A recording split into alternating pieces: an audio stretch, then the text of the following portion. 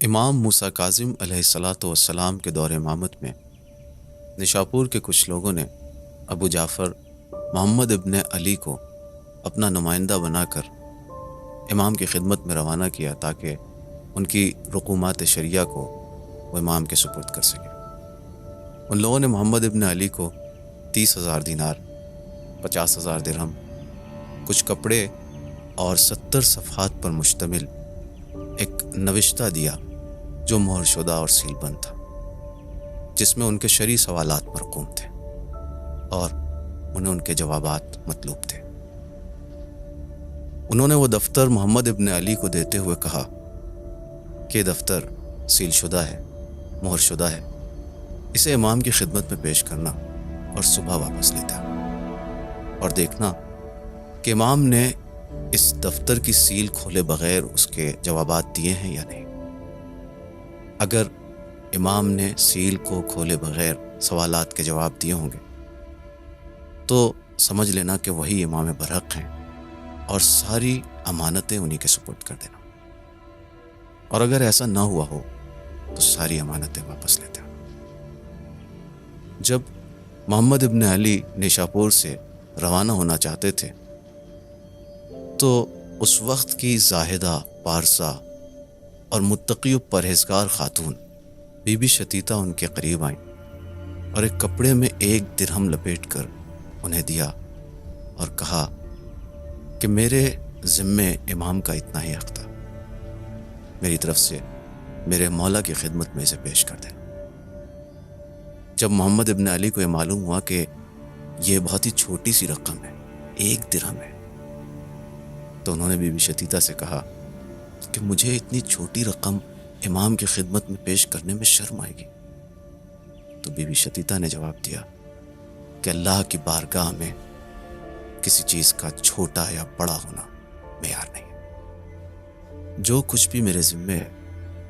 میں چاہتی ہوں کہ اسے ادا کر دوں، تاکہ روز قیامت جب میں اپنے پروردگار سے ملاقات کروں تو میری گردن پر امام وقت کا کوئی حق باقی نہ رہے۔ محمد ابن علی نشاپور کے لوگوں کی امانتیں لے کر روانہ ہو گئے۔ مدینے میں انہوں نے امام جعفر صادق علیہ الصلاۃ والسلام کے بیٹے عبداللہ افتح اور امامت کے دیگر دعوے داروں سے ملاقات کی، اور ان پر یہ بات روز روشن کی طرح واضح ہو گئی کہ ان میں سے کوئی بھی امام برحق نہیں ہے۔ وہ مایوس ہو کر نشاپور کی طرف لوٹنا ہی چاہتے تھے کہ کسی بچے نے امام موسیٰ کاظم علیہ الصلاۃ والسلام کے گھر کا پتہ انہیں بتایا۔ وہ امام کے گھر تشریف لے گئے۔ امام کی نظر جب ان پر پڑی تو امام نے فرمایا، اے ابو جعفر، مایوس نہ ہو، مجھے دیکھو، میں ہی حجت خدا ہوں، اور جتنی امانتیں تمہارے پاس ہیں وہ سب میرے سپرد کر دو، اور بی بی شتیتا نے جو تمہیں رقم دی ہے وہ بھی مجھے دے دو، میں نے اسے تول لیا ہے، اس کا وزن 1 درہم اور 10 دانق ہے۔ محمد ابن علی کہتے ہیں کہ امام گفتگو کرتے جا رہے تھے اور ان کی حقانیت کی علامت اور نشانیاں دیکھ کر میں تعجب کے عالم میں تھا۔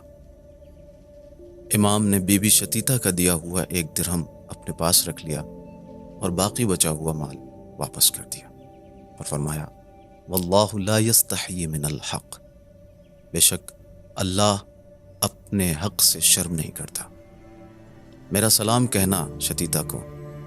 اور یہ 40 درہم کی تھیلی اور یہ کفن کا ٹکڑا جو میرے کفن کا ٹکڑا ہے، ان دونوں چیزوں کو بی بی شتیتا کے حوالے کر دینا، میرا سلام کہنا بی بی شتیتا کو، اور یہ 40 درہم کی تھیلی اور یہ کفن کا ٹکڑا جو میرے کفن کا حصہ ہے انہیں دے دینا، اور ان سے کہنا کہ اسے اپنے کفن میں استعمال کریں۔ اس کفن میں استعمال ہونے والا دھاگا میری کھیتی کا ہے جسے خود میری بہن نے آمادہ کیا ہے، اور ان سے کہنا کہ یہ رقم اور یہ کفن کا ٹکڑا ملنے کے بعد وہ صرف اور صرف 19 دن اس دنیا میں باقی رہیں گی، لہٰذا جو رقم دی ہے اس میں سے 16 درہم وہ اپنے اوپر خرچ کریں اور 24 درہم صدقے اور اپنی تجہیز و تکفین کا سامان فراہم کرنے میں خرچ کریں، اور ان سے یہ بھی کہنا کہ ان کی نماز جنازہ خود میں پڑھاؤں گا۔ پھر امام نے فرمایا کہ باقی بچا ہوا مال ان کے مالکوں کو واپس کر دینا، اور اس دفتر کو بھی دیکھو کہ اس کا سیل توڑے بغیر میں نے تمام جوابات دیے ہیں یا نہیں۔ محمد ابن علی کہتے ہیں کہ میرے تعجب کی انتہا نہ رہی جب میں نے دیکھا کہ امام نے سارے سوالات کے جوابات سیل کو توڑے بغیر دیے تھے۔ محمد ابن علی کہتے ہیں کہ مجھے انتہائی تعجب ہوا جب میں نیشاپور واپس لوٹا تو کیا دیکھا کہ جتنے لوگوں کے مال کو امام نے واپس کیا تھا وہ سب کے سب مذہب حقہ سے پھر چکے تھے اور فتحیہ مذہب میں شامل ہو چکے تھے، لیکن بی بی شتیتا ثابت قدم رہیں اور مذہب حقہ پر باقی رہیں۔ محمد ابن علی نے بی بی شتیتا کی خدمت میں امام کا سلام، وہ کفن کا ٹکڑا اور وہ رقم پہنچائی، اور جیسا امام نے فرمایا تھا ویسا ہی ہوا۔ ٹھیک 19 دن بعد بی بی شتیتا اس دنیا سے رحلت فرما گئی۔ امام نے نیشاپور آ کر خود ان کی نماز جنازہ پڑھائی۔ جب امام وہاں سے واپس جا رہے تھے تو تھوڑی دیر کو رکے اور وہاں کے لوگوں سے فرمایا کہ یاد رکھو، میں اور میرے بعد آنے والے تمام ائمہ تم میں سے ہر ایک کی نماز جنازہ میں شریک ہوں گے، بس شرط یہ ہے کہ تم اپنے تقویٰ کو محفوظ رکھو۔ میں اور میرے بعد آنے والے تمام ائمہ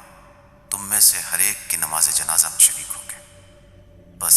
شرط یہ ہے کہ تم اپنے تقویٰ کو محفوظ رکھو۔